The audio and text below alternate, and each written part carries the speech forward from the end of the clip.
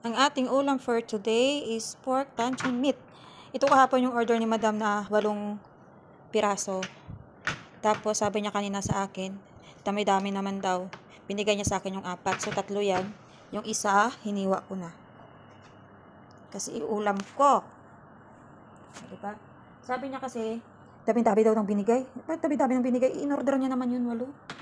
Siyempre, ibigay talaga yun ang 8 kasi in-order niya. Saka binayaran niya naman. Hindi naman daw siya nakakain nito lagi. So, akin na lang daw yung 4. Tag-4 kami.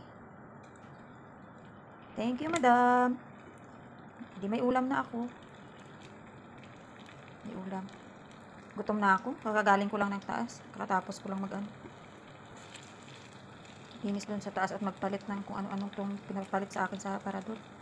Tapos, durog pa siya. O kasi hindi siya lumabas sa ano.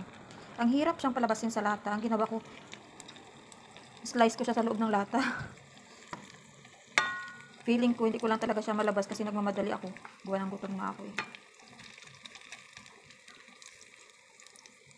Lalagyan natin siya ng egg. Magprito na rin tayo ng egg. Nabasag pa.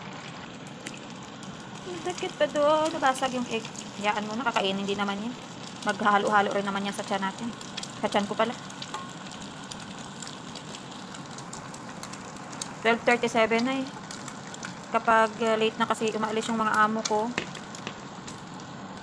narilate din ako kumain kasi ayaw kong kumain, andyan sila. Hindi ako nabubusog.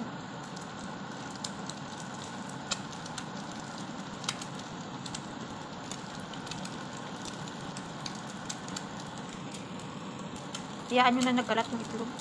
Tatanggalin ko lang yan mamaya. Yan na. Nagugutom na ako.